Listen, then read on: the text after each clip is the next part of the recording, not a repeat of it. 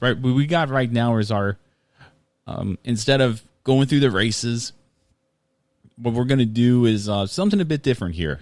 Maybe here moving forward. We'll see how this works. If it doesn't, definitely by all means let us know on social media that you liked it the old way or you like it this way.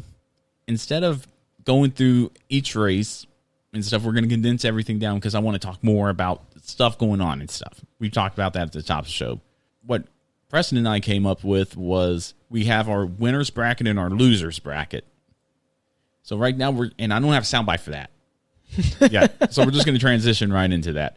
So the winners, and we're going to take the winners of the weekend, winners and losers from the whole weekend. So, for instance, if Formula One, Indy, all three series in NASCAR, and ARCA raced, who impressed us the most out of that weekend? It could be winners and losers from Formula One and Indy, who impressed us the most, or Cup and trucks that impressed us the most. Then on the flip side of that coin, we have a losers bracket. Who didn't impress us? And maybe we'll change the name losers over the course of the next couple months. We'll see how it goes again. But it's going to be fun. I think this is going to be a better way to break down who we personally think had a better run or not. Yeah. So here are my winners from this weekend. Kevin Harvick went to Bristol. I said last week I didn't want to see him win. Guess what? You saw him win. Well, guess what? I saw him win again, and I got the car to prove it. 9th win of the season. Impressive run. Keselowski got knocked out early with issues. Chase Elliott had some bad luck. Kyle Busch started from the back, working his way up. Just didn't really pan out there. He was pretty upset after the race. But he's my number one pick from this weekend. And won 2 out of the 3 in the first round of the playoffs. Definitely a championship contender if I've ever seen one. He's won at every track coming up except Roval. And that's pretty impressive to me. My second winner is Sam Meyer. And he falls under the category of truck and ARCA because he went out there, won the ARCA race, jumped into a Gander Outdoor truck, and won that race. Yep. On top of that, Dale Earnhardt Jr. is pretty happy about him and excited, I'm sure, because he signed for Junior Motorsports for 2021. So, Preston, who are your winners from this weekend's races? I have 2. Okay. So, I agree with you. Sam Mayer, definitely one of them. Hey, man, ARCA and Truck Series race winner in one night. Yeah, that's impressive. I don't care what anybody says. That's impressive. I don't care if it wasn't the hottest of races or if it was the coldest of races. I mean, still, getting in 2 different vehicles and winning 2 different races. Granted, the ARCA race was full of cautions. Quite a bit of them, too. Yeah, that's a start mainly. Chase Briscoe was the other one, Xfinity. And, he was in top 5. Well, he had top 5 stage points finishes, and then he won the race. So he was third stage 1, third stage 2, and then he got the win. I mean, he's got wind in his sails, man. Look at this guy going straight into the playoffs. Yeah. He's got definitely wind in the sails. And one of those contenders, for sure. A favorite, I guess you could say. Yeah, very much so. And I think he's going to be a contender for that Xfinity Series championship if Austin Cindric doesn't have anything to say about it. It's been them 2 all year. Yeah. It's going to be fun to watch for the playoffs. And we messed up again, man. Uh-oh. We messed up again here at In the Marbles. Oh, yeah, we did. The Xfinity Series championship didn't start at Bristol. No. It starts at Las Vegas. We're figuring it out. There's no way in 2 to 3 weeks in a row that should happen. It should happen maybe once. I blame or twice. NASCAR for this because they have all their series. They have to start different things. I blame COVID for this. Oh, well, that too. We're just going to blame it on COVID. I'm going to blame it on COVID. I think you could blame COVID for just about anything and get away with it. So almost. It sounds like a fair enough. You can almost blame COVID for everything and get away with it. Yeah. In my opinion. And in yours as well. But here, on the flip side of that, we have the losers. And unfortunately, my losers are 2 drivers who I wanted to see run well into the second round of the playoffs. Matt DiBenedetto and William Byron. Matt DiBenedetto just couldn't really figure out his stride there into the playoffs. It was an average finish of 19th in the first 3 races of the playoffs. And William Byron with those with an average finish of 21.3. With those issues at Bristol, he looked like he was going to come out well when he raced at Darlington. And in the other two races, he just couldn't really do well. Byron was scoring stage points. He was doing everything he needed to do. I thought the wind in the sails from Daytona would carry him on, and at least through the second round of the playoffs. I didn't think either of those drivers would be out of it right now. But that's unfortunately the way it is now in the playoff era. But you have any losers from this weekend? Just one.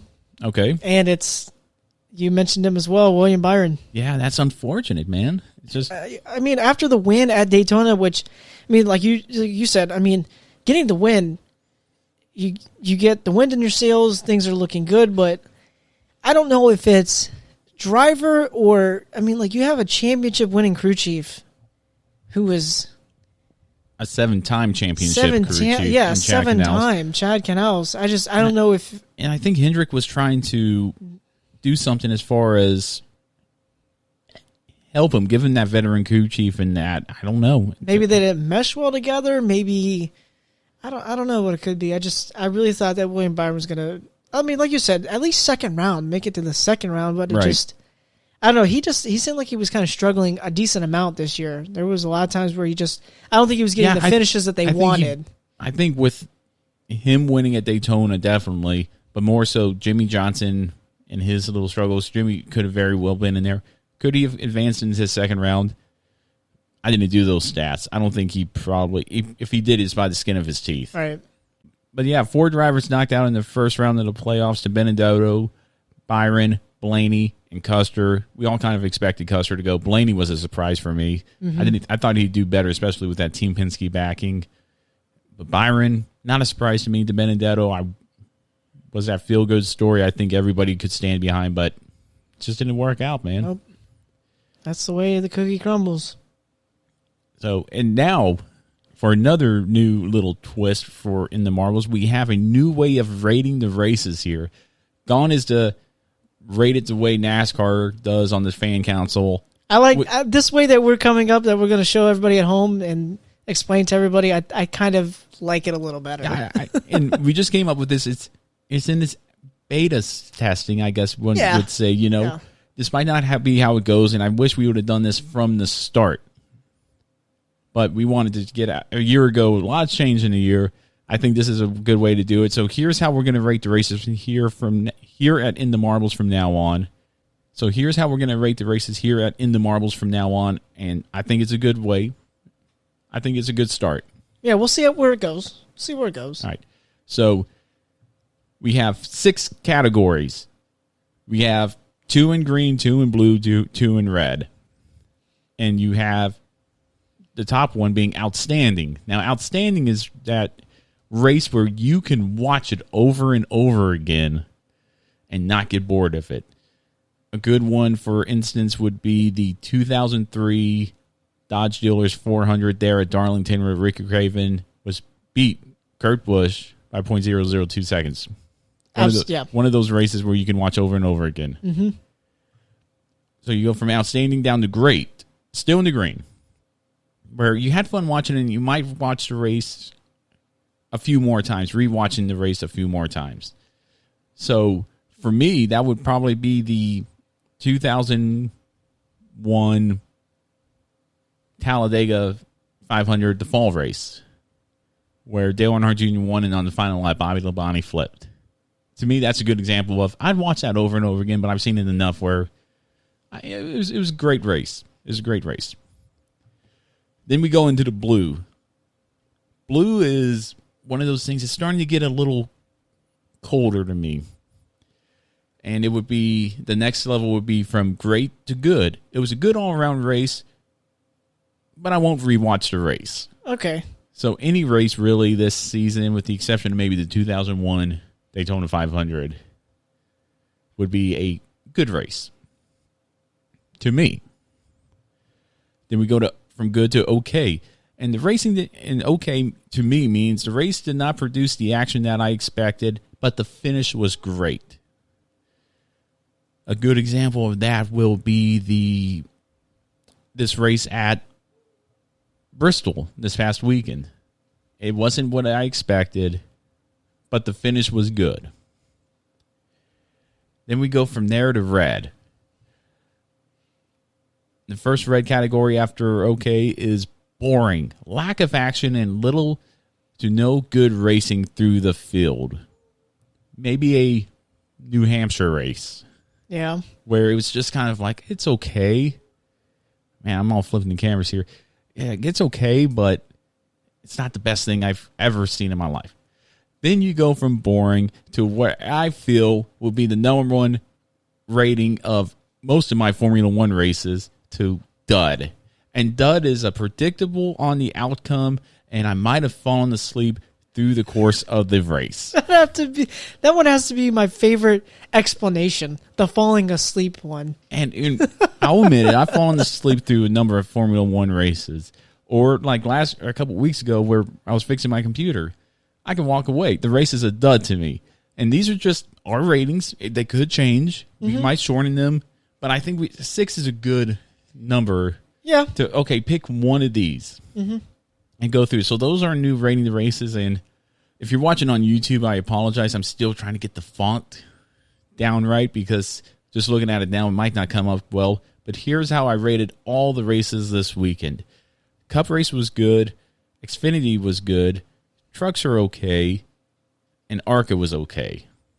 So instead of the number system, now it's just it was either a good race or a dud. It was an outstanding race, or now it could be from anywhere from outstanding to a dud. I think this system will connect more with our listeners, honestly, than what the number system was. Yeah. I think more people will be able to connect with this one better. Yeah, I think so too. I think it will too. And it's simpler to understand and get. Yeah, because we're just a couple of guys just talking about racing. We're not trying to be all, Yeah, we don't need to break it down like we did for years. Like, I mean, and people have told me, you have a great show. You're just speaking Greek.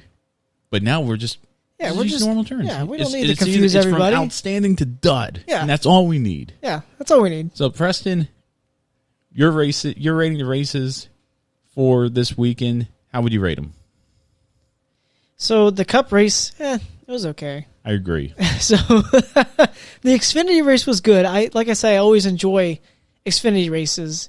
I think they're very exciting races at times. Definitely a little bit more action near the front, unlike the Cup Series where it's almost kind of like Formula One. You almost can predict one guy that's going to get out there, and then that's it. It doesn't matter what track they're at. If you're out front, you're out front. You're out front. That's it. So and that's unfortunate. I mean, and so we can go back a couple weeks ago when they were racing at Monza, when Bottas got a little deeper in the field, a couple positions back in dirty air, and all of a sudden he can't drive. I know. About that. So, Right. As far as the truck race goes, it was okay. And ARCA race was okay too. Just like I said, a lot of cautions for I think like Owen was talking about last week, there might have been a couple of guys there that never raced there before, because I know he was saying that, and they didn't even get to practice. No, it got rained out for practice. So guys were just spinning out everywhere, and it's a shame. So, yeah, it was okay. Overall, the weekend was just, it was all right. It was, and I'll go deeper into saying it like this. When I was at the track, we might as well just get into this before we cover the upcoming races and go into a very special hey man here. But I was listening to one of our episodes here. It was from the Martinsville race. And the racing I saw, it was great being at the track, for one. But then the race went on, and I was expecting something to happen that didn't. And that was short track racing, short track tempers, especially the night race. The night race always doesn't fail to produce a memory. The helmet throw. Yeah, Tony Stewart. Jimmy Johnson getting wrecked as a rookie by Robbie Gordon, and there's plenty of things you could list. Dale Earnhardt turning Terry Labonte. Dale Earnhardt turning Terry Labonte, but I'm talking more like the Ward Burton throwing the booties at Dale Earnhardt Jr. Just the drivers, the raw emotion of the drivers, and I was listening to this episode. It's from episode 38, almost 20 episodes ago. And I'm going to play it for you, but it's crazy how we kind of called this a while ago. Like we started seeing the trend of this, and I'm going to go ahead and play for you now. And you guys and by all means, go back and listen to the full episode. It's episode 38. But this is just a clip from it that I found very true after the Bristol race. And the only reason I say that, it wasn't your typical, I feel Martinsville. Something's changed in the driver's mentality. Mm-hmm. It isn't like bumping, and they still rubbed and bumped and did all that. But it seems like these cars aren't on the edge anymore. It seems like if you got bumped in Martinsville 5 years ago, you're spinning. Yeah. Now, which is fine. I mean, I'm not really a big fan of cautions. But towards the end of the race, you're like, I want to see something exciting. Well, I think it's because when you say to the point that 5 years ago or so, when you would get bumped, guys are spinning out. The cars are more almost like square nowadays. You guess you could say the front bumpers. Yeah, you got a point. So that may be why there was. There probably wasn't a whole lot of bumping runs or whatever. But I think that might have to. Honestly, I think it might have to do with not having any fans either. Now, obviously, there were fans in the stands. And there weren't fans in the stands at Martinsville, but there were fans there, and I was waiting for something to happen. Something has to happen. There were 5 cautions, and I got the stats. In the past 10 years, this was the race with the least amount of cautions. 5 cautions. Competition, which came out after Stenhouse wrecked. The 2 stage-ending cautions, Newman spin, and I don't recall the other one offhand. I think it was that guy from Australia, that driver who spun off of turn 2, because they were all checking up, and Dylan ran in the back of him. I forget his name. 5 cautions for 50 laps. So 10% of the race was run on the caution. 90% of the race was then ran under green. It was a very fast race. Yeah. But the lead changes are what blew me away. The most that I could see for lead changes was 23 among 10 drivers last year. I didn't recall it being that many last year. Like 23 lead changes among 10 drivers. This year it was 14 among 8 drivers. But as you heard, it was like something's changed in their mentality. Like, gone are the days of, I'm going to run into you and do that. I feel like if NASCAR wants to go bring back more short tracks, Auto Club's turning into a short track, they better do something about the package. They better do something about the drivers. I want to see step up. Quit, get out there and race. You could use your sensor button right now if you wanted to. Yeah, I could, but I'm not. Get out there and race, and get out there and go get it. Kyle Busch blamed the Laptown traffic for him not winning the race. No, you weren't. Get in there and drive it in there. Checkers or wreckers, man. If you have lap traffic that you're going to blame, first of all, they have just as much of a right to be there as you. Get them out of the way if you can. Yeah, and not to say that I didn't see cars go sideways. I saw, out of my peripheral, Christopher Bell, somebody rubbed him, and he was up the track. And it's like, I want to see more of that. When Christopher Bell hit the wall, there was no caution. Now, I'm sure that was justified by NASCAR. Yeah.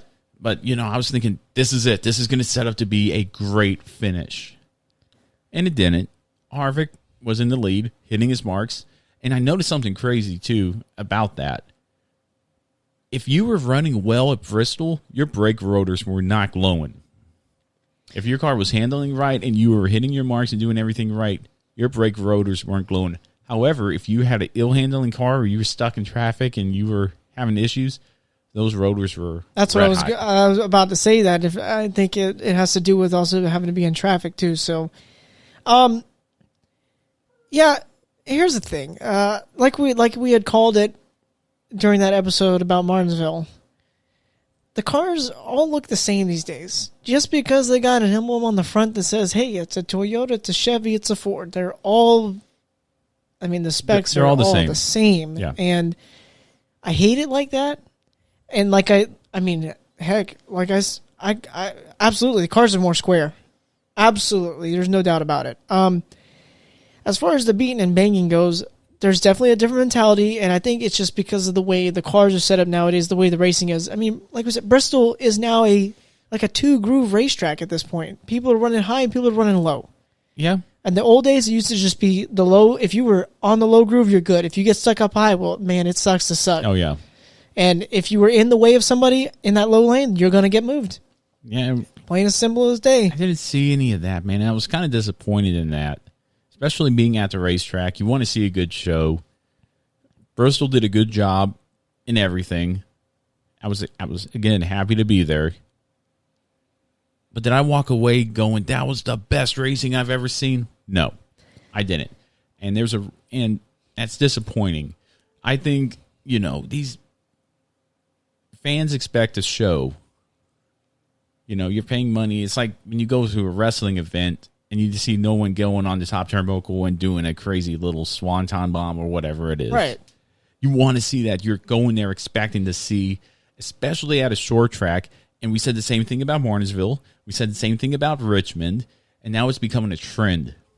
It's kind of setting up to, like you said, you can just predict it at this point. And I mean, I won't harp on it too much, but it's funny when you say it's like, people want a show and it's like going to a wrestling event and you want to see them do this. And there's a certain wrestling company out there that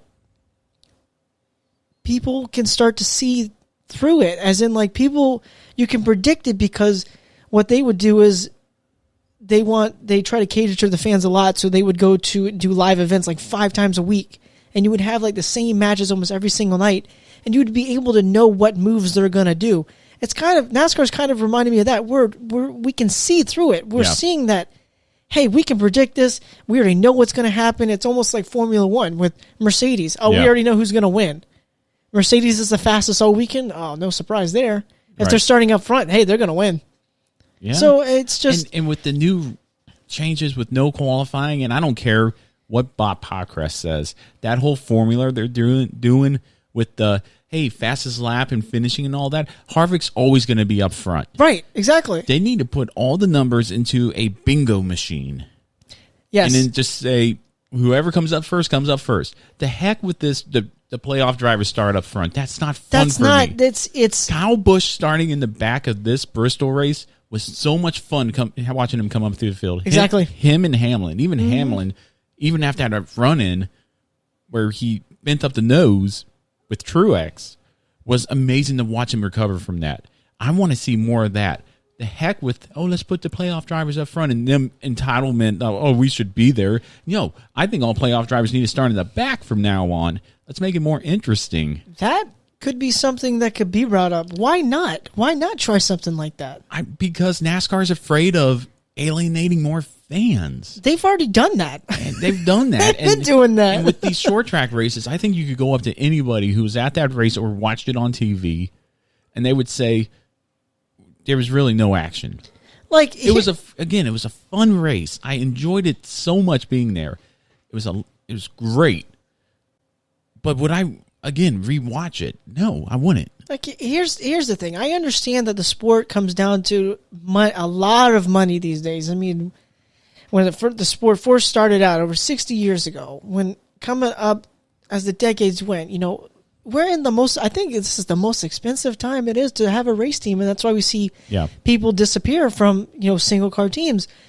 There's just so much, and like I'm not asking for accidents all day long. I don't want cars to be wrecked, because I understand that it costs money, but the drivers don't have the same tenacity that we've seen in the past, and I think it has to do with money these days, the way the cars are made these days, the packages for sure just screw everything up. And then, like you said, we don't have practice, we don't have qualifying. Man, when you watch Formula One qualifying, that is some exciting qualifying. We don't even get to see practice or qualifying for NASCAR. And then when they first started out with, we're going to do a random draw, it didn't really seem too random to me. And then they wanted to say, we're going to go 1 through 12 in the points. We're going to do a random draw. And then we'll go 13 through 24, random draw. Yeah. And you can start anywhere from 13 to 24. That's stupid too. Come on. Which I don't mind that. Because then it gives incentive to run better and do well in their points. But the same drivers are always going to be up front with this new system. Whoever wins last week is going to be on the pole the following week. Yeah. You might as well just line everybody up how they finished. And I hate when people say, those people that are in the back, well, you know what, maybe they need to finish better, and then maybe they'll be up there. Well, guess what? I got some news for you. not all teams have the same equipment. No. We see it. All those guys in the back that deserve a shot that are in, I wouldn't say junk equipment, but I mean, still, it's a night and day thing. Yeah. You're gonna have the same teams up front, and it's just, I agree with you. I think we should start all playoff drivers in the back. Yeah, Why not? start them on the back, or just throw everybody into that bingo ball thing and draw them like that. That's just me, and that was kind of my little rant because I didn't see it. I saw a good race at Bristol, and I thought it could have been better. There could have been more being, and if it is a money thing with sponsors and image, man, if I owned a team and I'm sponsoring a car and my driver didn't try to move someone out of the way, I'd probably go up to an owner and say, start driving more aggressive, or I'm not paying your bills.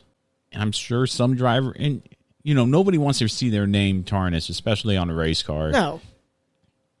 And have the driver get out and do what Kyle Busch did a few years ago and get all angry at everybody and throwing the middle fingers to the officials. Nope. I mean, yeah, okay, maybe you're pushing it a bit too far, but if you keep it on the track and go at it, and heck, even if after you get out of the car and you push the driver around, like we saw this year with Noah Gragson and Burden, as long as I see passion, I'm going to be more vested and invested into the product. Yeah, I like the passion.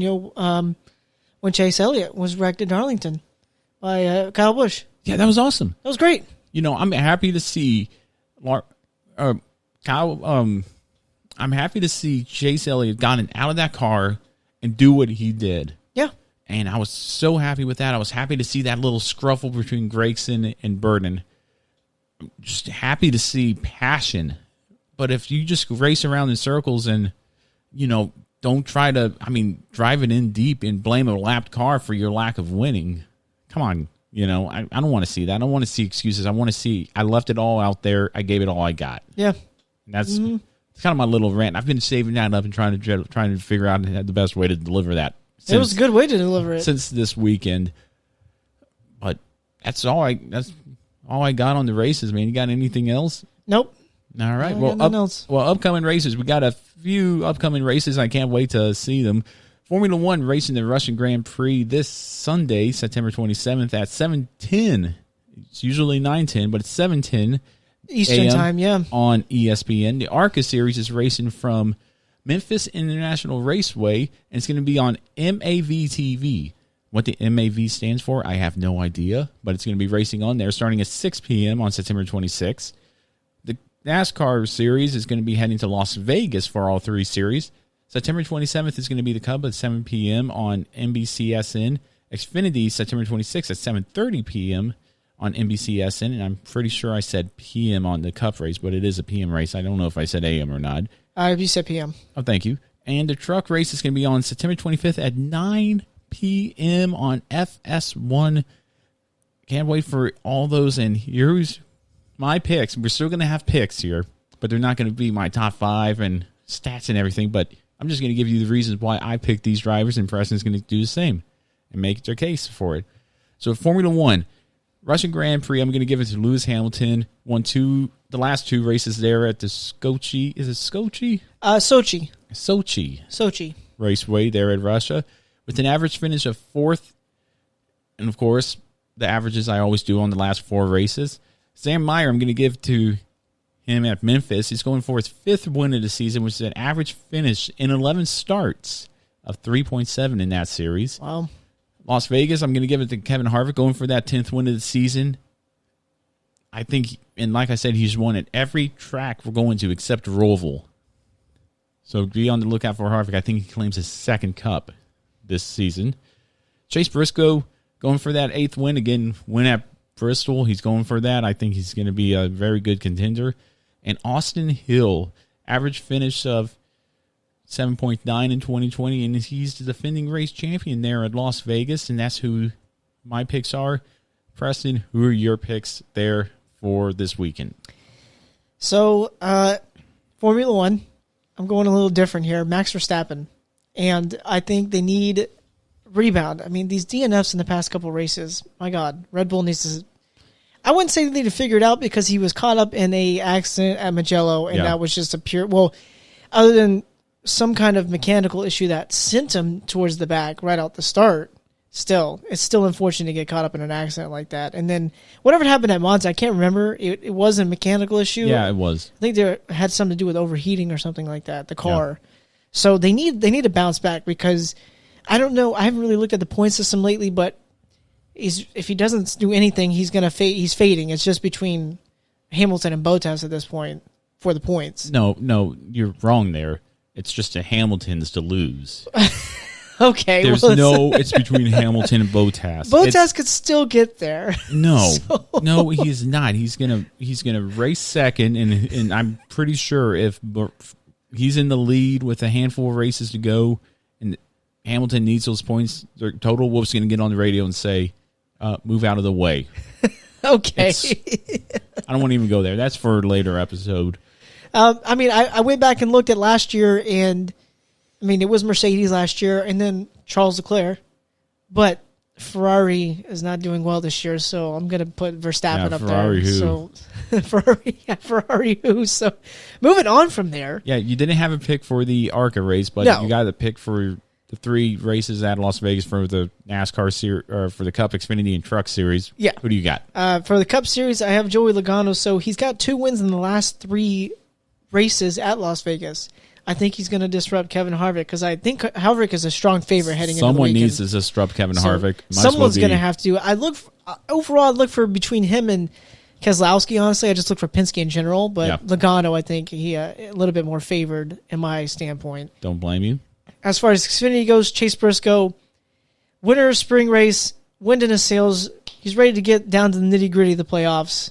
I think he gets the win this weekend. Yep. And then as far as the trucks goes, in the last 3 races, I believe it is, for the trucks, Austin Hill's the only regular winner. Kyle Busch has won the last 2. Yep, he won the spring race there. So I look for Austin Hill. I think he's got, after winning, he can get around this place. So that's my picks for the weekend. Well, good picks, man. We'll see how they go and we'll compare them. I'm looking forward to Las Vegas. I've always liked all Las Vegas. It's hit or miss. It's a hit or miss track. It's either a great race, an outstanding race, or a dud. Well, we'll just put it like that, just to get used to the new rating system.